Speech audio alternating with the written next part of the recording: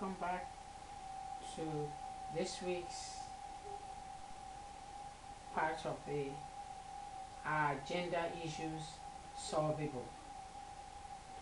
We are on part 13 this week, and we are going to be discussing more on issues about women. There used to be a time when women mostly stayed at home to raise the children, do household chores, and look good for the return of the husband. At this time, the man was the sole breadwinner. Times have changed. No man wants to marry a liability for a woman, no matter how pretty she is. Some rich men, however, do not want their wife to work because their ego is crushed when people see their wives working. These men feel less rich than they want to portray. Again, this is not for the sake of the woman, but to boost the ego of the man. Those that work combine working and the house and the household chores.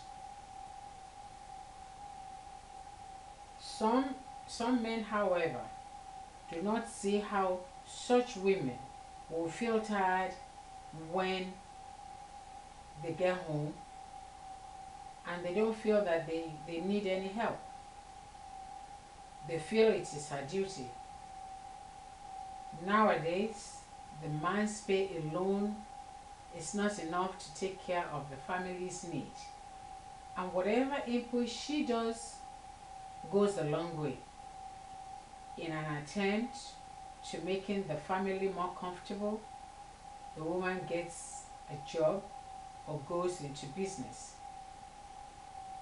She could have a toddler,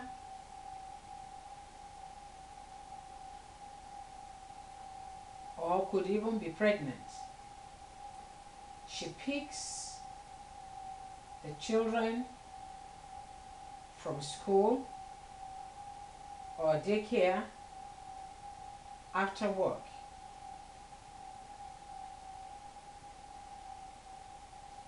Possibly after she had gone for shopping. She goes home, starts dinner, puts things in place, plus gets ready for the next day. The husband comes in with a car. In some developing countries, a chauffeur-driven car, and he sits in front of the television or reads the newspaper and complains that the dinner is late. There was an incident of a woman who, knowing that her husband would be home during the day, prepared lunch and kept the food in a warmer so that her husband and little children would eat when the children came back from school.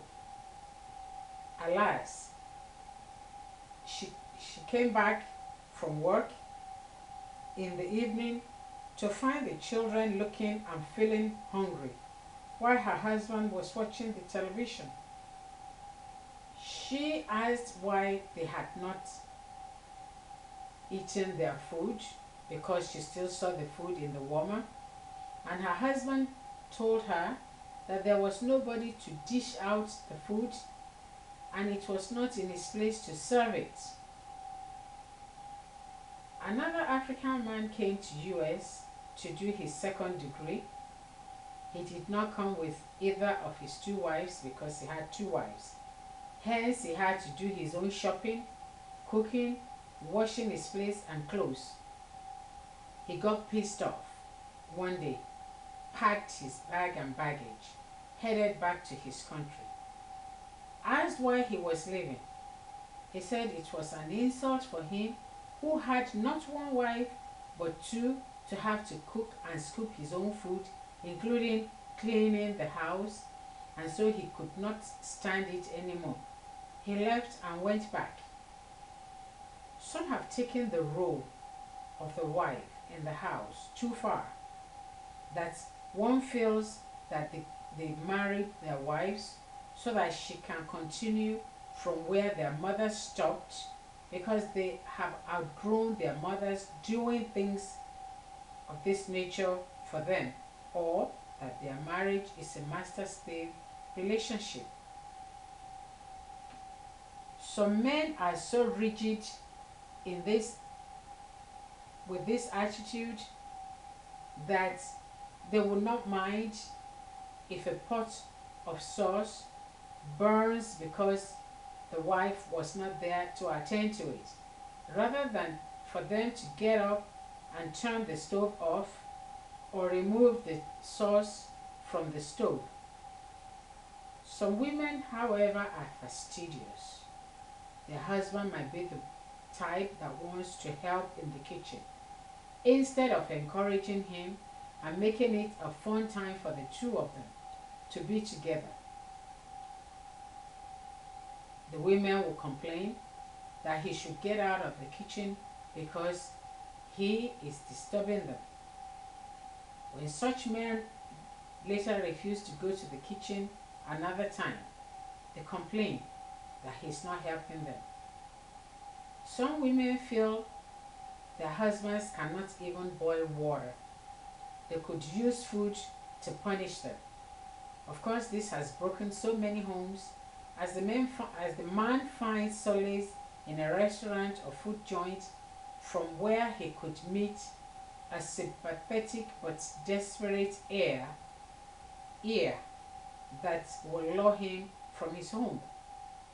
The man that helps in the kitchen should be very much appreciated by his wife and not made to feel out of place or walked all over. The woman should show, feel, and say how much she appreciates him. A woman who had gone to put in a full day's work will definitely be tired, and the least the man can do is to assist where he can appreciate her efforts, rather than make a fuss over a late dinner. In Africa, one sometimes sees pregnant women hawking their wares from street to street till late in the evening just to hurry home to prepare dinner. Tired as she is, the husband wants her to submit to him at night. She refuses, and the man threatens that he would get another wife. She cries because she feels that she's putting her all in the marriage but not being appreciated. When she cries, people say it is her hormonal level, that she's a bundle of nerves due to her pregnancy, or that she feels insecure. The woman that had all the time while she was a spinster to take care of herself and to look good gets married and finds no time to even look at her face in the mirror, and hence she seems a little out of place. She's tormented by her husband, who feels she is letting herself go. Bearing children adds excess weight to many women, but age can add some extra weight around the mid-region of men. But one finds men who indulge in extramarital activities going for skinny girls, forgetting that the same girl will gain weight too as soon as she starts to have children. Married women should find time to take care of their looks and enhance any advantage to their any disadvantage to their advantage, and at least their men can so that at least their men can appreciate them. The women should, however, not do this just for the men, but for their own self-satisfaction. In appreciating them, the women tend to want to do more because they know that their husband notices.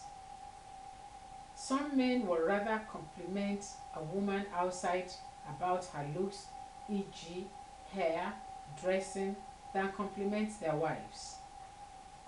It is easy for some men to be overt when it comes to expressing their love to their mistresses than their wives.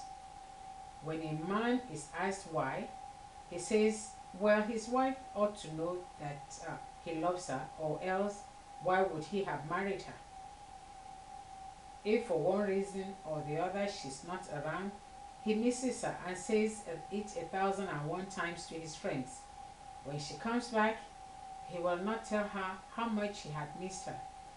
It makes one think that it is the prompt meals and good housekeeping that she does that he actually misses, and not particularly the woman. Some men and even women feel when their spouses know their feelings for them, they will misbehave, and they, especially the men, will no longer be in control of the woman and feel that they will be taken for granted. When you do not tell your spouse that you love him or her, who will you tell? A total stranger? Many African men are not given to expressing love to their spouses and even their children. They are just not overt when it comes to expressing their feelings. This has made them turn into unfeeling breed. Men hold rigidly to the adage that says men don't cry. Human beings are capable of feeling, and whatever feeling one has, one must express reasonably. Contrary to the belief that one becomes a footmat, it only expresses the feeling of love to one's spouse, and it strengthens the relationship as each tries to impress, comfort, love, and please the other even more. This is where I'm stopping today. Thank you again. Read and leave your comments and your feelings about my takes. Thank you.